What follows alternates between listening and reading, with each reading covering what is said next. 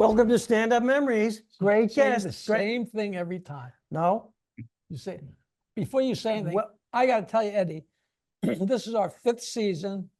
We've done a lot of Zooms, and by a factor of 2, you have the best camera I've ever seen. You look like, I feel like I'm looking at Cinerama, right? Yeah. Most people are like, it's blurry, and they're looking at you like, Boy. you're beautiful. Well, my brother Keith works on film and television, so he set it up for me. I have like a scrim and a light thing, and there's a light behind me, but I put the blurry background so you didn't, It's just perfect. All right, good. All right. Let's Can start we the show. introduce? We haven't even. But I want to find out from you exactly what you did, because you look incredible. All right. Yeah.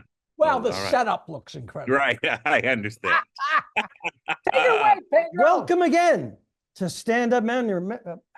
No, I messed it up. See, that's so much Yeah. better, though. Welcome it's again. a little different when you screw More up. fun when you screw up.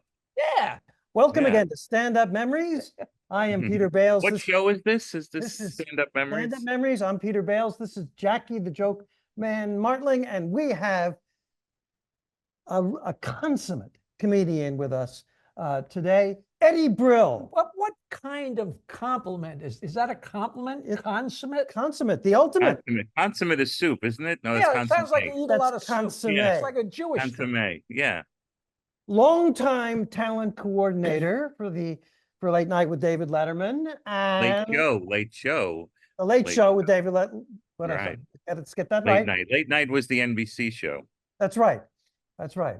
Wow. The Late Show with David Letterman and warm-up comedian, a very, very difficult job to do, and has worked everywhere As long as us.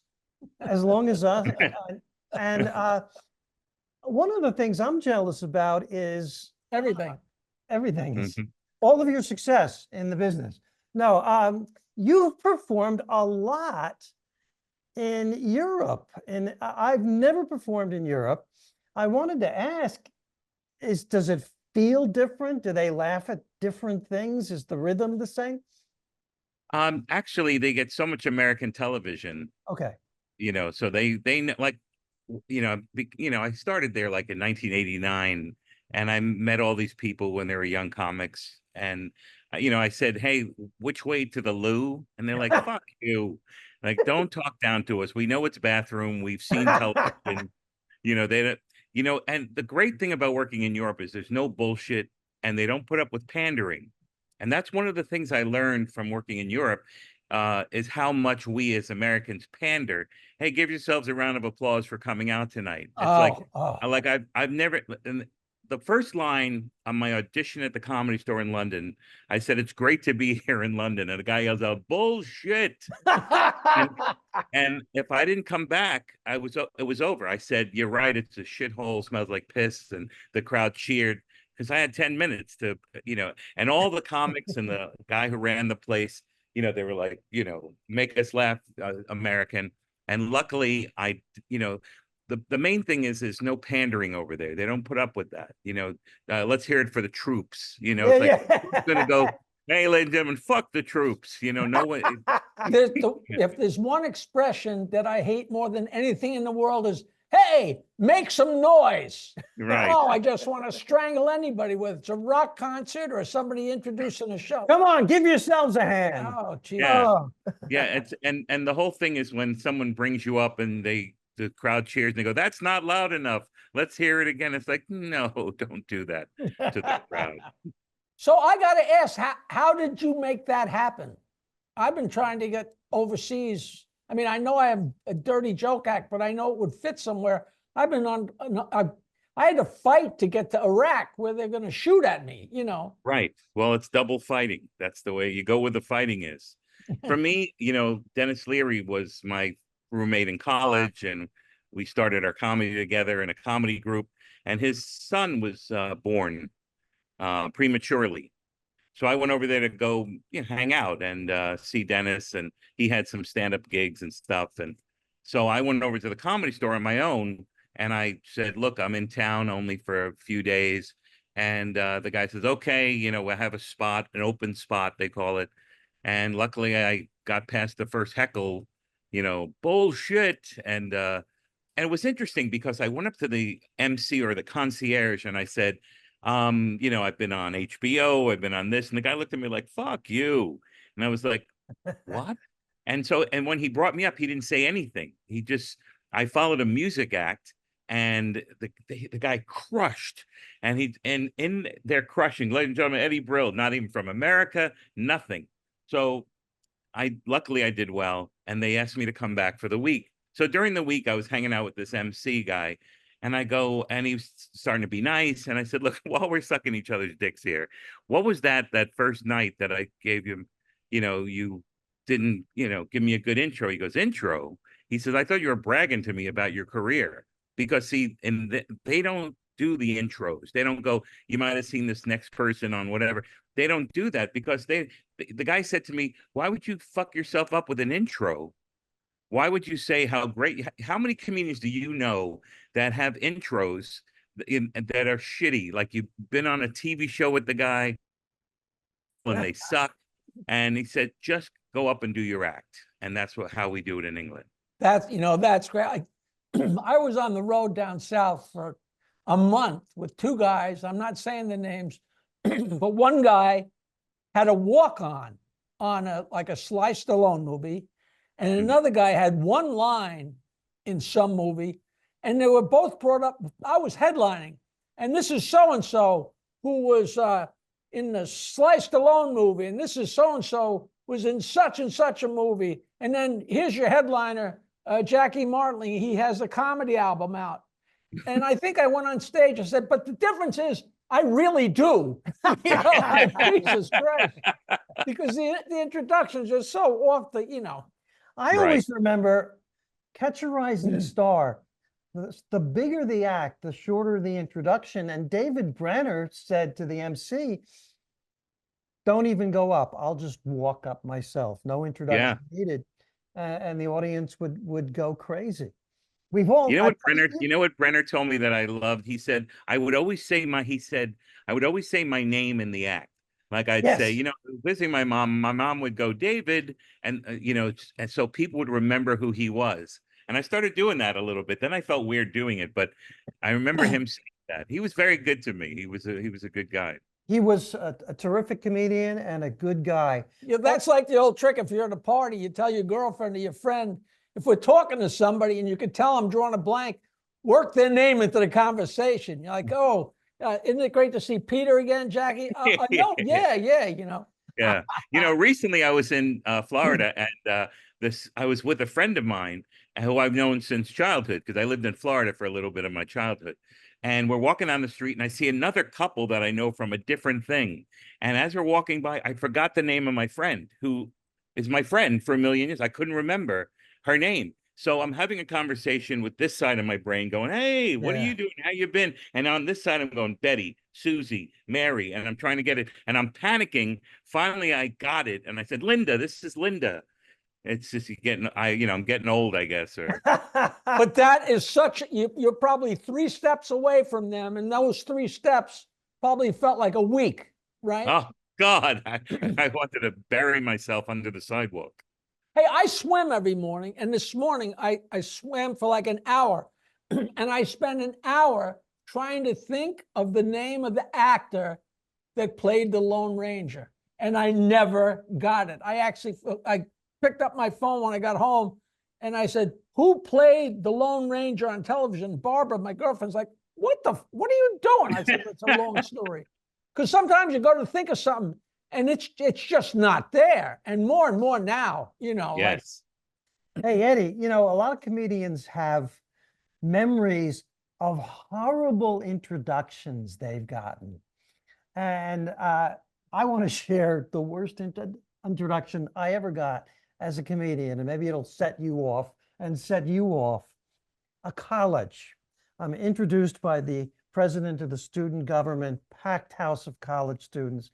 I was a young comic ready to roll. And here's my introduction.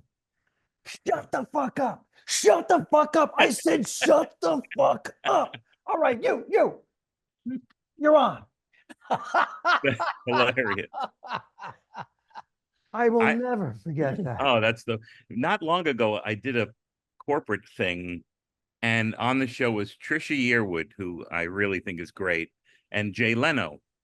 So I was going first, and Jay said, I'd like to bring her up instead of you bringing her up. I said, sure. He says, she's been on my show a million times. So I did my thing. I brought Jay on, and he does his thing. And then, and he's still hilarious. That's one thing. He's a great comic. And I was dying laughing. And I'm sitting there, and he goes, okay, next. Now he forgot Trisha Yearwood's name. So he's giving her the longest intro in the world, and he still can't get it. And He was goes, buying time. He was giving her a yeah, long he's trying to buy time because he can't remember her name. And he just said, come on up on stage. And she was like, okay. And she walked on. And afterwards I went, you forgot her name, didn't you? And he goes, yeah. Oh, that's Oh, that was it. Could everybody tell really, or were you the only one who could tell? I think me and him are the only people who knew. Oh, a million years ago, I was at a wedding, and the two guys I worked for, it was a friend of the Alessi brothers. It was a rock and roll band. It was their good friend. And one of the partners said, geez, I can't remember the bride's name. And I said, it's Shirley. And I lied. And me and my friend Kevin stood there and watched the receiving line, and you couldn't hear. You saw him get to the groom and then shake the girl's hand. And just the pantomime. He died, but I'm sure wherever he is, he's still pissed off. Oh my God, it's It was fantastic. such a harmless, horrible prank. And it's so funny because you tell that to some people and they roar, and other people are like, that's not funny. Why would you do something like that? Because it's funny, It's funny. Schimmel told me the story where he was working with some kid and he was nervous and he had never emceed before. And he was going on the stage and the guy said, Robert, what should I do? And he says, start off by telling the audience that Raymond Burr died. Right? So he goes, really? He goes, you'll get them on your side and then whatever.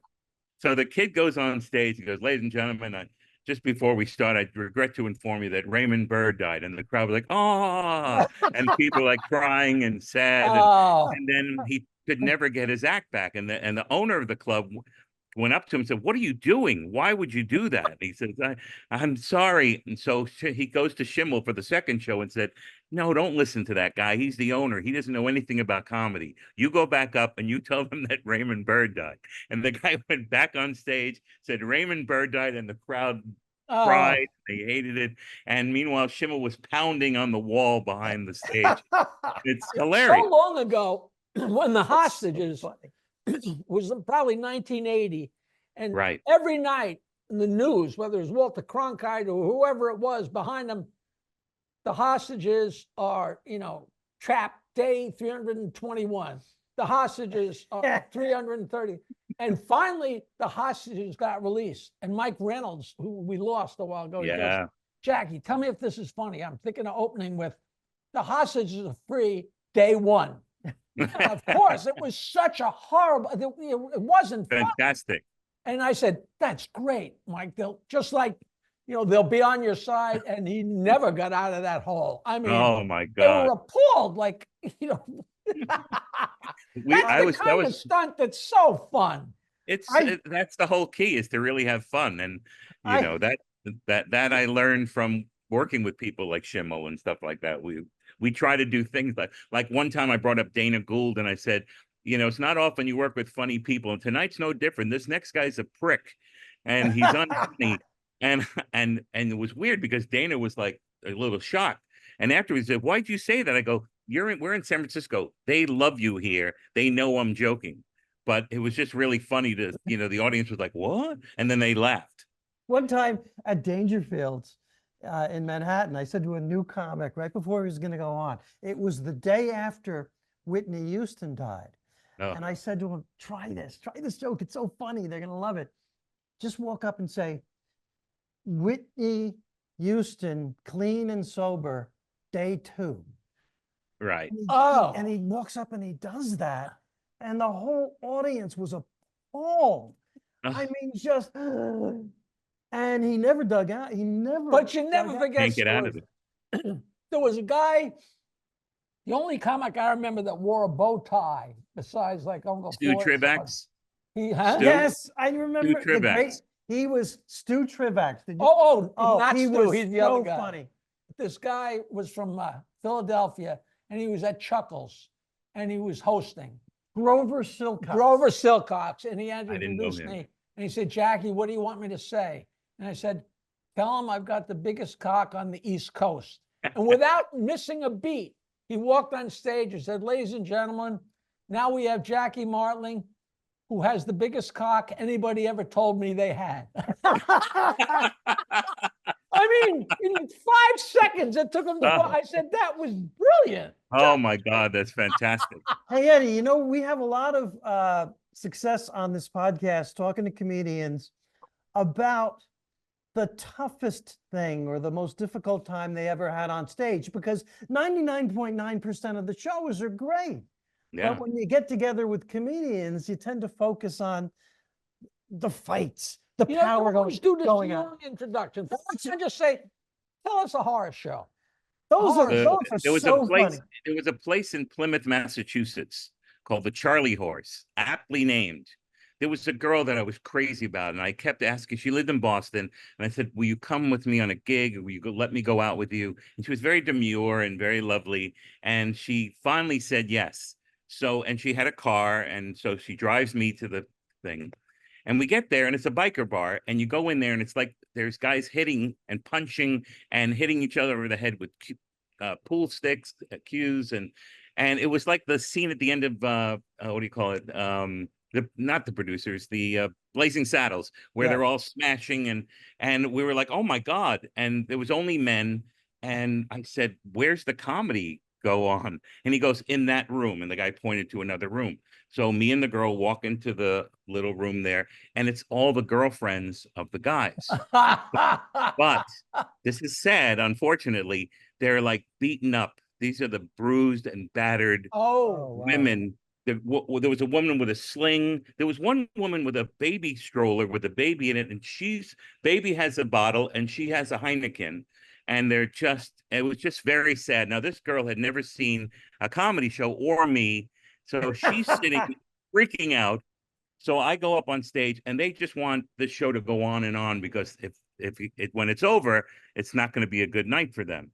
So I'm talking, but they're not responding, not at all. So finally, I pointed to the lady with the beer, and I go, "Well, no one's paying attention, but at least you are." She goes, "Fuck you!" And she throws the bottle at me. It smashes against the brick wall, and there are shards of glass in my shirt and my hair. And there was the longest 35-minute ride home of my life. wow. And I never saw that woman again. Well, that was the follow-up question. And now I'm engaged to this woman. Yeah, Actually, that's a right. great comedy show, nightmare story, and it's the worst first date story you could possibly have. The combination. Bill Downs, who used to run the Comedy Connection in Yep, I Boston, know. sent me on that gig. And about 2 years ago, I said, "Hey, remember the Charlie Horse?" He goes, "That's where we would send comedians who were new as sort of a testing ground. If you could get through that, you can do any gig." So it put Wow. put hard bark on you. Oh my God. And all the glass That's was a funny. smashed glass. And Hey, Eddie, ever since we decided to book this, I was telling Bales that you and I worked together in Atlantic City, but for the life Yes, of me, I cannot remember. Do you remember where it was? at the Trump Hotel.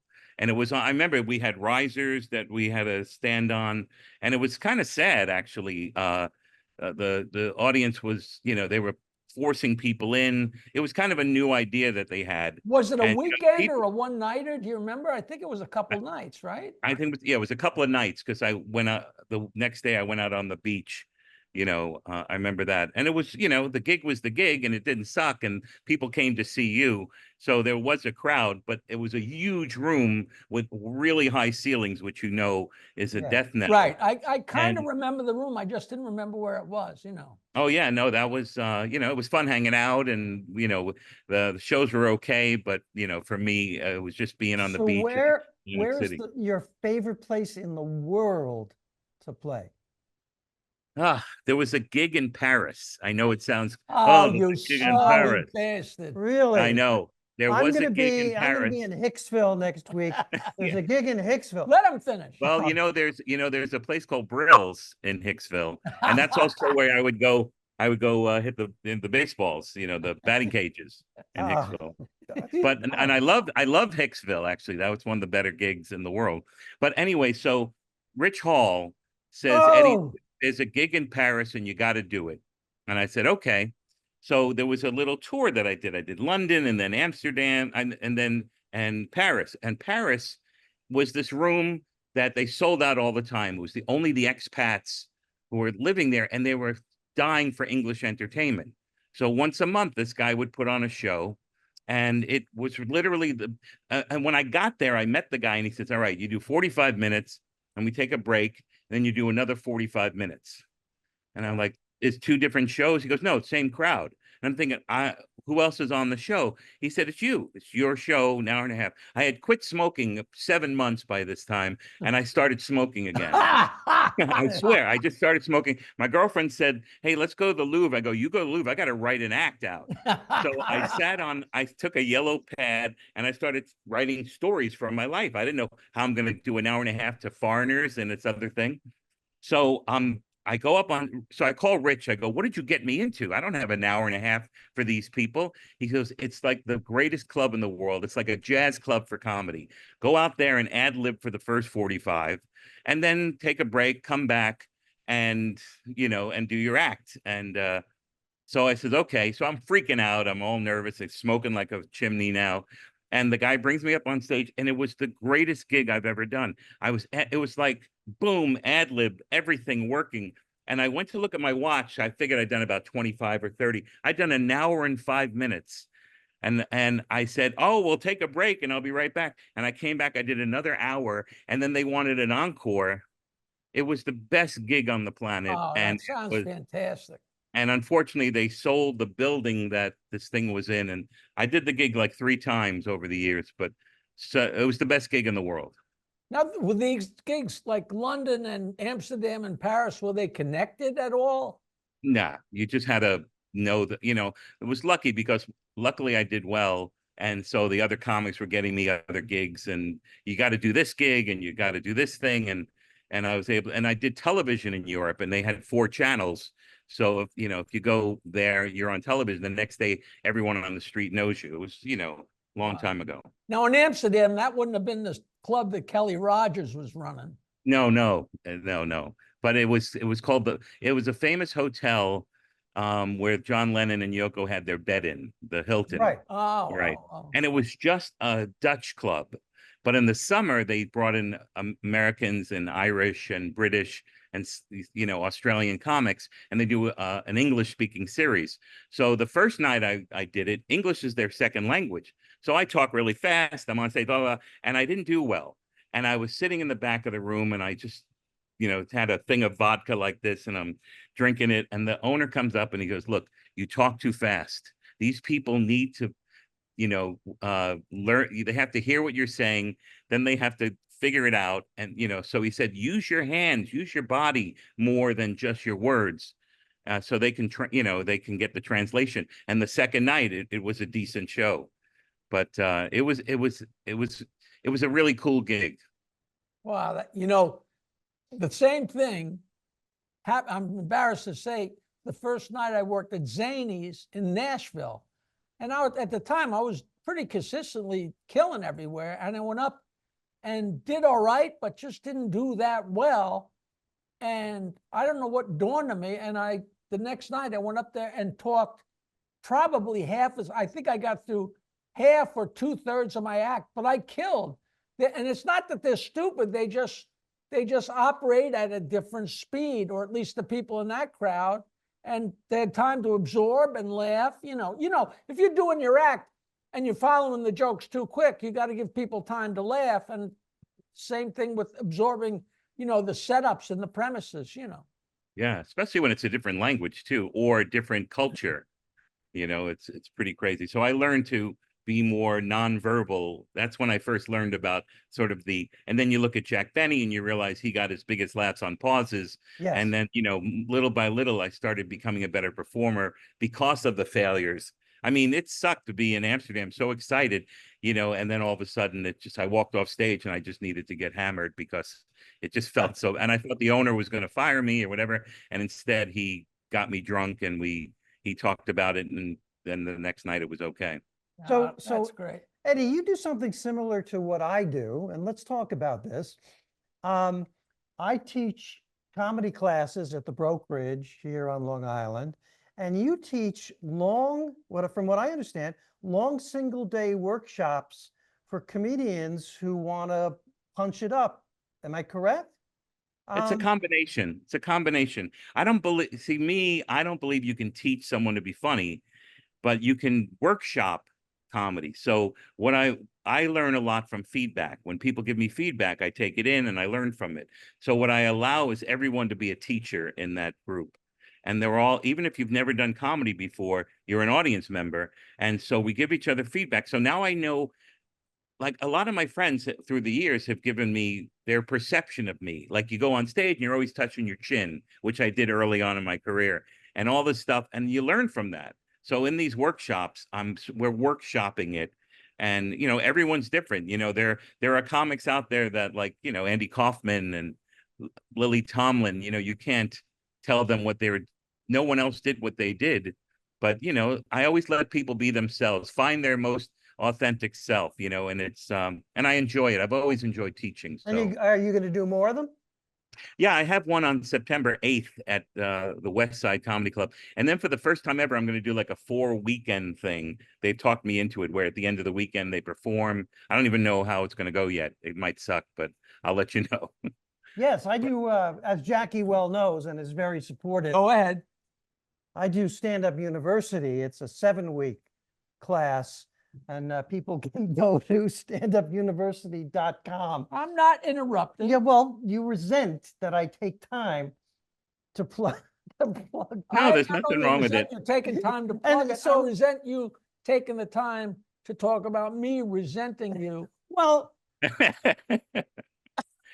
And okay, it bumps me out that you guys are resenting what you're saying to each other. And you're sitting there. no, And you're you sitting know, the more the merrier, and I think it's terrific what you do.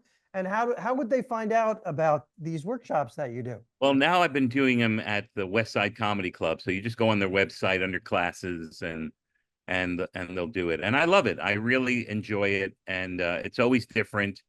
And again, I always tell people, like in the early days when I was booking Letterman, I would do workshops. I would say at the beginning of the workshop, this is not an audition for Letterman. This is a whole different animal. So if you're here to audition for Letterman, I'm just letting you know it's not going to happen. And in all the years and the hundreds and hundreds of performers, one person from Australia walked out and said, I came here for an audition. I said, look, I'll audition you separately. And that's a whole different thing.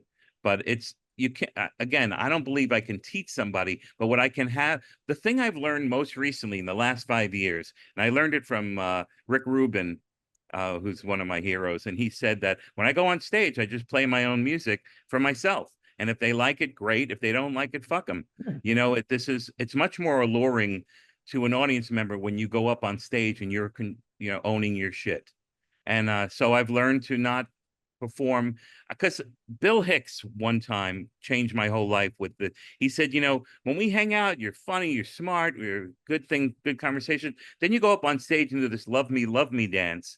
And I'm embarrassed for you. And it was pretty brave of him to say that. And again, he was right. I just wanted approval. I was doing the same jokes over and over again. And it's always nice when you get someone who'll tell you the truth. So yeah, so now I'm pretty much letting people know that, if someone said to me, oh, Chappelle did this joke, I didn't like it. And I say, well, he's not here to please you. If you don't like it, wait for the next comedian. It's not, you don't have to love everybody. Is he there to please? Is he there to please himself? Yeah. He's there to do what makes him laugh. And it's up to him for that. And it's not, and like for instance, if I see a girl that I like, and if I'm alluring and have a backbone and don't act like I need her every second, I think she'd like me more than if I'm like, oh, I love you, I can't, and it works in comedy as well. It's much nicer to see someone on stage who's, calling their own shots. Somebody that's at peace with themselves. Right. It's just someone with a backbone. You know, I was lucky because my mom was the funniest person in the world and had a million comedy albums and all that stuff. And she was hilarious. But what was great about her was she didn't give a shit if you liked it or not. And it was kind of alluring to see that. Here, That here. is super interesting. We haven't had enough time with Eddie Brill. I'm getting a signal here. Will you come on again? Please come on again and let's continue this discussion. Yeah, I'm I wanna- outside the door right now. I'm right outside your door. All right.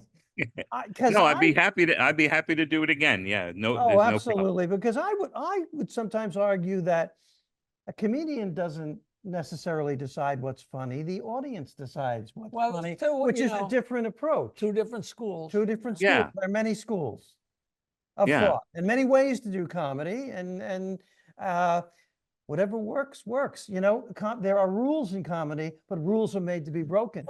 My Right. rule was always do something 3 times. If you do something that doesn't work, do it again, it doesn't work. If the 3rd time in a row it doesn't work, get rid of it unless it's something that you really like. In That that happened to case, me. fuck That them. happened. Keep it. Happened to me. I had a joke that was so odd about the deck of cards, the king and the queen, and who's the jack and all the stuff. And I loved it. And I couldn't get laughs. Couldn't get laughs. So I called Mendoza and I told him, yeah, this is right up your alley. I'm not getting me laughs, but I think it's funny. He goes, you're crazy. That's a funny joke. So then I called Stephen Wright, who I went to college with, and I said, this is right up your alley. He goes, it's too fucking funny. He says, you got to write other jokes about the deck of dreams and deck of cards and all this stuff. And he was right. So I wrote all these other jokes, put it in the middle of it, and it got huge laughs. And then did it on, and 3 years later, I did it on television and it got laughs. Wow, which good nice for worked you. out. Now, did you say John Mendoza? John Yeah. Mendoza. Is he still with us? Is he out in LA? Yeah, he's still with it. He's out in LA. I think he opens for Howie Mandel still. John was very good to me. I lived both New York and LA for the late 80s. And I was living at the Comedy Store, Mitzi's daughter. I was in the house over there. And Mendoza, I was there. It was like my playground. Every night I'd be at the Comedy Store. And Mendoza was very good to me. He took me to Vegas with him and out in Long Island when the East End, we worked there the weekend the needles came up on the beaches in Long Island, if you remember. Wow. I always remember that. But Mendoza was very good to me. I was very lucky. Schimmel and Kinnison and all these people, they took me in and treated me with respect, even though I wasn't as funny as I should have been, but they knew I worked hard. Such great names. Now, that are you in mentioned. contact with Mendoza? Every once in a while, I just call him out of the blue and he's like, hey, All right, I'm Eddie. going to bother you. I'm going to get his number. I'd love to talk to Yeah. him. I'd love to have him on the show. Vietnam veteran and Yes. super funny, just naturally. And he Great was one of guy. the first comedians to executive produce his own sitcom. Yeah. You remember it was the first sitcom about divorce, kind of. And it was a very smart show because he was a very smart comedian. But he was very good to me. And we still, I still let him know, I think of you and all that stuff. I don't forget All those right. guys. Eddie, to be continued, man. Yeah, we gotta Terrific. go. Yeah, we gotta go. But you are I understand. you are so funny. And Thank thank you so much for coming on. And It's about time. 5 years you've been yeah, doing it's it. about I'm time. and sitting we'll in do the it again. corner waiting Well, for we the. say 5 seasons, but it's actually been more like what, 2.5 years or something. Yeah, we've Yeah, been. no, I'm only. It's No, totally. but I'm saying it sounds so impressive. And Our 5th season, like, I what? like I like the beard. I don't know if you audience react differently when you have a beard. Yeah, it's been very, in January it was cold, so I didn't shave for a while. And then this girl I was dating was loving it. And then, so I kept the beard. All right. Yeah. The best reason in the world. All Yes. right. All Eddie right. Brill, thank you, man. Thank you. and It's we'll so good to see next you time. guys. And let's keep in touch. All right. All right. Jackie the Joke Man, Martling, Peter Bales, Woo! the incomparable Eddie Brill. That's better. Thank you. We'll see you next time on Stand Up Memories.